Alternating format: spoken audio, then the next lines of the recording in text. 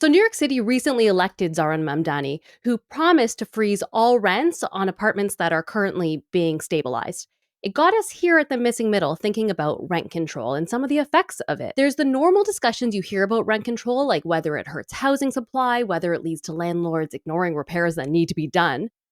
But there's also an aspect that I feel like gets overlooked sometimes, and it wanted to address it here. And that's the way that rent control locks people into place. When you're thinking about that, what are some of the situations that come to mind for you where this is a problem for mobility, Mike? I live very close to a low-rise apartment building, and I had a neighbor who would often walk her dog past our house a couple times a day, and she'd been there for a very long time. So the rent that she was paying is much lower than what rents are on the market. So she was really conflicted by this because on the one hand, she was very grateful for those lower prices. She said, that's the only thing that's allowing me to live here, but she would also say like, "Hey, like I feel really trapped that I can't change employers. I can't move to a different city because I can't afford to live there unless, I get a massive raise or something like that."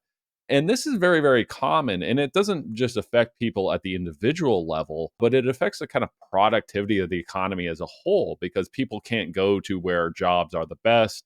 They're kind of locked in place. They continue having to work somewhere that might not be the best fit for them for one reason or another. In my mind, the best form of rent control would be ample housing supply.